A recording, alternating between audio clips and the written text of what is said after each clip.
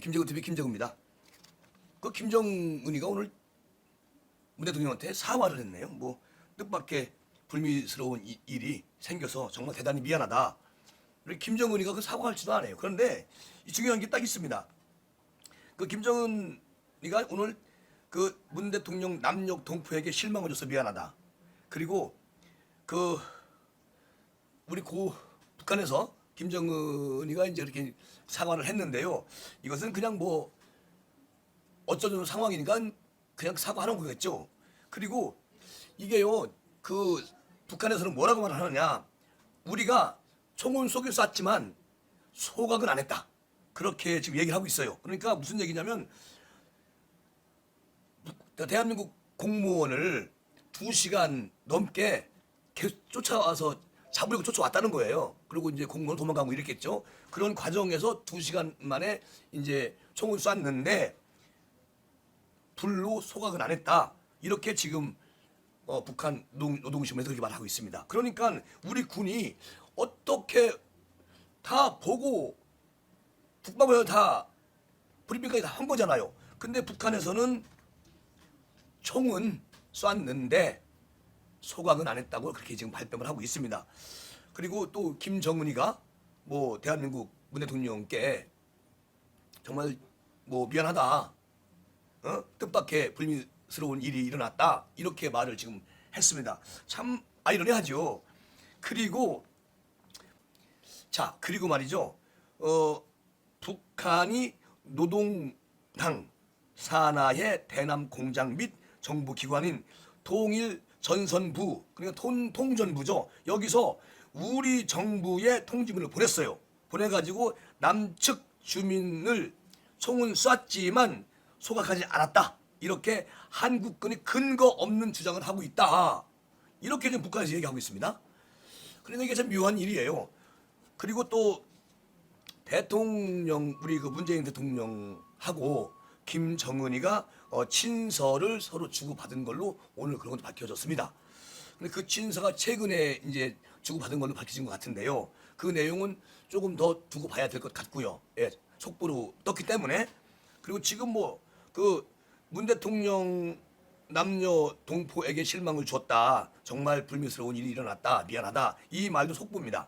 어쨌든 이렇게 됐는데 북한 조선노동당이 우리 정부한테 통지문을 보내가지고 남측 주민을 총은 쐈지만 소각은 안 했다. 그러니까 한국군이 너무 근거 없는 주장을 하고 있다. 이렇게 지금 막 속보로 떴는데요. 어쨌든 더 두고 봐야 될 것 같고요. 자, 다음은 조수진 의원이 이렇게 얘기를 합니다.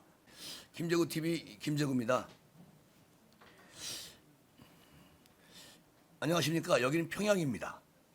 안녕하십니까? 여기는 청와대입니다. 잘 들립니까? 정상간 직통전화 시험 연결을 위해서 전화했습니다. 저는 청와대 송인배 부속 비서관입니다. 이렇게 말을 하고요.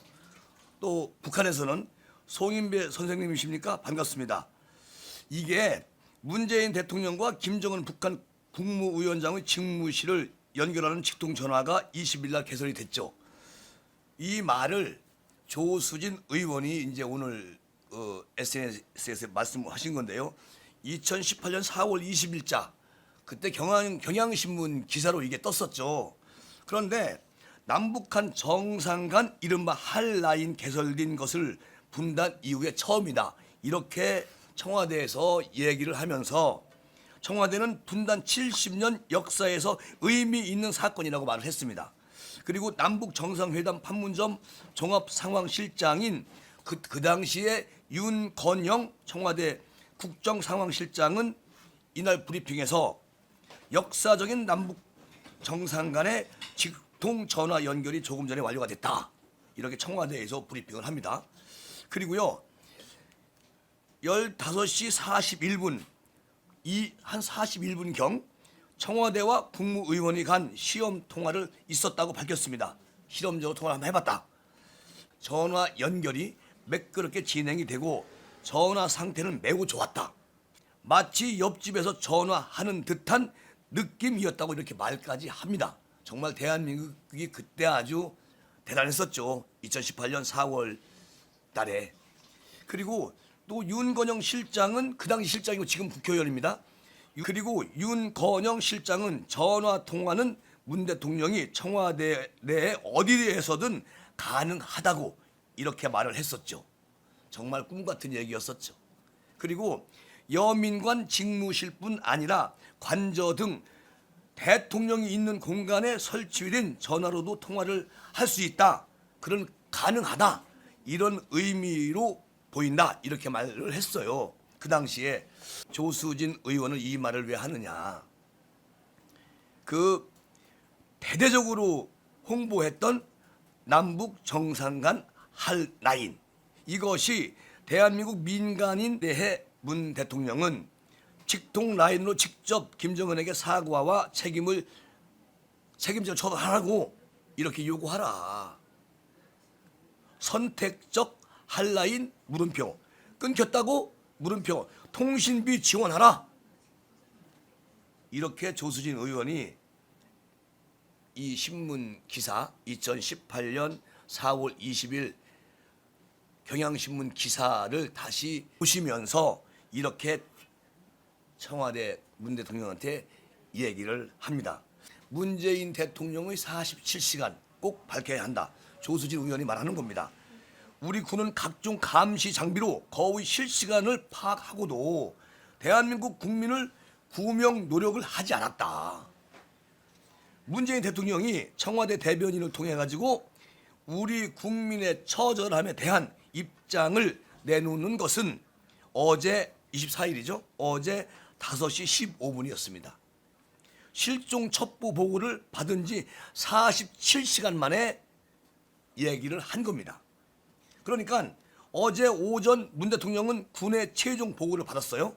그리고 국가안전보장위의 NSC의 서훈 대통령 안보실장이 주재를 했습니다. 그리고 대통령이 주재하는 전체 회의를 이런 게 없었어요. 대통령은 주재하지 않았습니다. 그리고 오후 2시부터 문 대통령은 아카펠라 공연을 관람하고 있었죠. 이런 큰 사건이 터졌는데. 그리고 그저께 오전 1시 26분 한국 시간이죠. 유엔 연설이 있었어요. 그리고 북과의 종전선언을 골자로 하는 화상 연설이었습니다. 우리 다 아주 다 알죠. 대한민국 국민들이.